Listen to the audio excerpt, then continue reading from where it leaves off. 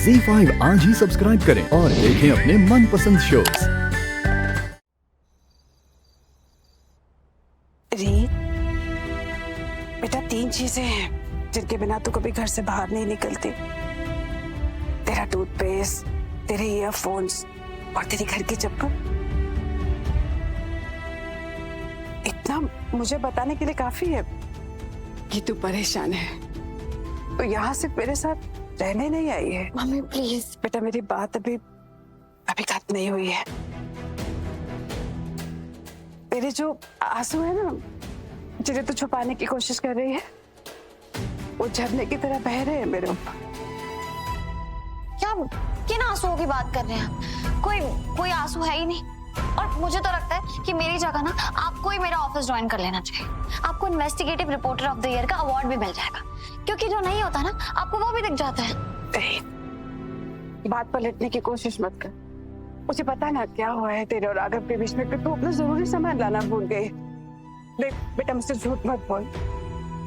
तू बचपन में भी कभी मुझसे झूठ नहीं बोलती थी, और कभी झूठ बोलने की कोशिश भी करती थी ना तो तेरे चेहरे पे साफ दिख जाता था।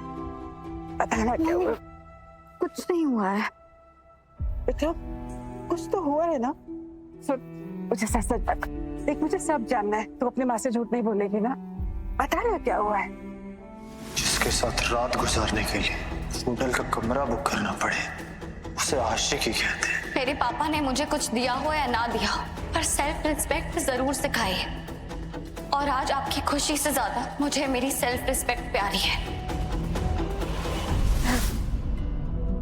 बस एक छोटा सा झगड़ा हुआ राघव के साथ, और मैं उन्हें परेशान करने के लिए घर छोड़ के आ गई। पर मैं चली जाऊंगी थोड़े दिन में वापस, डोंट वरी। तो पागल है री? छोटे छोटे बातों में कोई घर छोड़ता है भला? और सिर्फ तेरा पति नहीं रहता उस घर में बेटा, पूरी फैमिली है वहाँ। तेरी एक नहीं दो सासें रहती हैं वहाँ। वो लोग क्या सोचेंगी? रिलैक्स मम्मी, सब लोग मेरे साइड है, और तुम भी मेरे साइड आ जाओ। हर बार अपने दामाद का साइड लेना जरूरी नहीं है। मैं तो हमेशा तेरी साइड हूँ। तो ये आधी रात में अदालत बिठाने की जगह थोड़ा सा लाड कर सकते हो मुझे?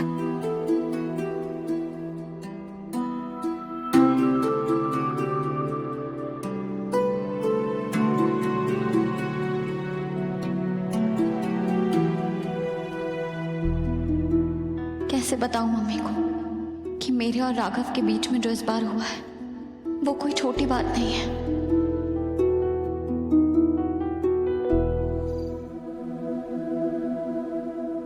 राघव भैया, आप अपना चार्जर बाहर भूल गए थे, रख लीजिए। पूनम भाभी, आपने क्यों तकलीफ उठाई? मतलब ये तो कोई सर्वेंट भी दे सकता था। मुझे दिखा तो मैंने सोचा मैं आपको दे दूं। अब जो आपकी हर चीज का ख्याल रखती थी वो तो इस घर में है ही नहीं। तो आपका मुझे ये चार्जर लौटाना आपकी फिक्र नहीं, आपका गुस्सा है। आपको भी लगता है मैंने रीत के साथ जैसा बिहेव किया वो गलत था? नहीं, मैं क्यों सोचूंगी ऐसा? मैं तो बस आपके भाई की पत्नी हूँ। मुझे क्या आके आपको कुछ भी कहने का।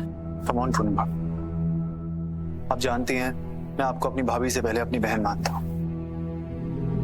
कहिए क्या? रहने दीजिए राघव भैया, मैं नहीं चाहती कि मेरे मुंह से कुछ ऐसा निकल जाए जिसे कहकर बाद में मुझे ही बरात फील हो। तो आप ये चार्जर लीजिए और अपना फोन चार्ज कर लीजिए। मेरा फोन ऑलरेडी चार्ज है भाभी। वाह रीत, खुद तो गुस्सा होकर चली गई और बाकी घर वालों के दिल में भी मेरे लिए गुस्सा भर गई। आज मिलेगा दीदू के हाथ का पराठा, ध्रुव बनेगा ग्वालियर का राजा। ध्रुव, तू पागल है क्या? इतने भी दिन नहीं हुए मुझे तुझे पराठा खिलाए। दीदू 63 डेज 11 आवर्स, इतना टाइम हो गया तेरे हाथ के पराठे खाए हुए मुझे, और तू कह रही है टाइम नहीं हुआ। तू काउंट कर रहा है क्या दिन? अरे ये पूरा हिसाब रख रहा है अपना, लेकिन ये नहीं सोचा कि जब से दीदू आई है उसने कुछ खाया पिया है या नहीं। और ये देख, चाय भी ठंडी हो गई है। हाँ मम्मी, मैं सोच भी रहा था कि दीदू कब से आई है और इसने चाय को हाथ तक नहीं लगाया। ऐसा कुछ नहीं है, वो मैं पराठे बना रही थी ना तो चाय रह गई। अच्छा ठीक है, फिर चाय का कप पकड़िए और मम्मी की टेंशन को दूर करिए, है ना? चाय गिर गई, लेकिन मेरे टूटे हुए मग को कुछ नहीं। अब तो आप मानते हैं ना कि ये स्पेशल है। देखो मैंने तुम्हें पहले भी कहा था कि मैं साइको हूँ। हाँ कभी कभी बनना पड़ता है। चलो अच्छा है, तुमने मेरी कोई तो बात मानी।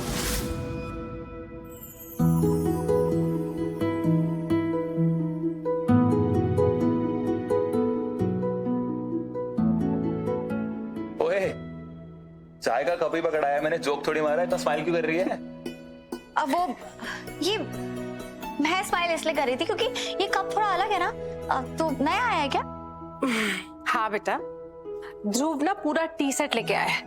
अब तो अपने भाई के साथ बैठ के नाश्ता कर ले, बाकी के पराठे मैं बनाती हूँ। अरे रीत, कब छोड़।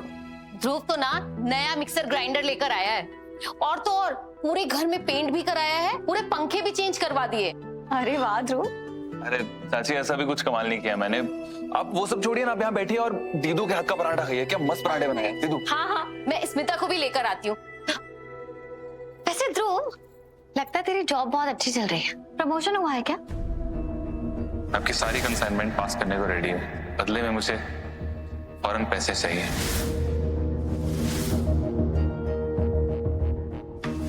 अब वो मैं तुझे नहीं बता सकता। क्यों नहीं बता सकता? इधर देख, बता। दीदू तू क्यों पूछ रही है? वैसे भी तो कितने दिनों के बाद घर आई है ना, तो अपना स्पेशल टाइम मेरे जॉब की बोरिंग बातें करके खराब नहीं करते। तो अपने हाथ से एक पराठा खिला मुझे जल्दी।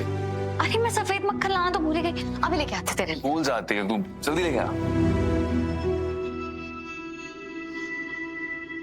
दीदू के सवालों का बहुत होशियारी से जवाब देना पड़ेगा मुझे। उसे शक हो गया तो सच तक पहुंच ही जाएगी।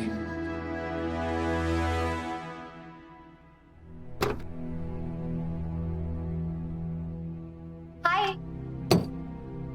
हम लोग ठीक से मिले नहीं है शायद। तुम कितनी पुरानी दोस्त हो उन्नति की? मतलब मुझे याद नहीं अगर मैंने तुम्हें शादी में देखा था क्या। मैं तो उसकी अभी बस कुछ दिन पहले ही दोस्त बनी हूँ। ओह, पर ऐसे लगता है ना कि जैसे हम एक दूसरे को सालों से जानते हैं। वो होता है ना, किसी किसी से आप मिलते हो तो एकदम चाय में शक्कर की तरह घुल जाते हो।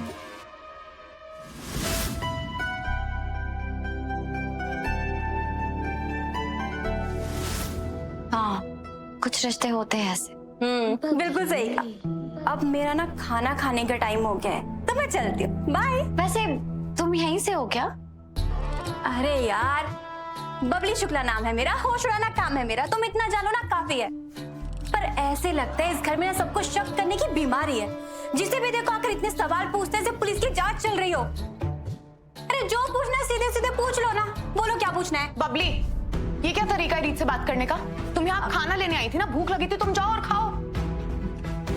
खा ही रही हूँ मैं। स्मिता, तुझे उससे ऐसे बात नहीं करनी चाहिए। रीत, तू उसको जानती नहीं है। जब से हमारे घर में आई है ना, उससे कोई भी सीधा सवाल पूछ लो, उसका जवाब वो उल्टा ही देती है।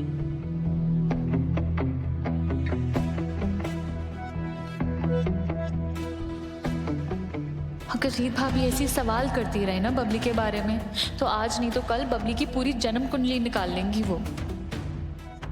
रीत बेटा, अरे बेटा तू यहाँ है, मैं तुझे कब से ढूंढ रही हूँ। क्या हुआ? वो राघव है, जा मिल ले।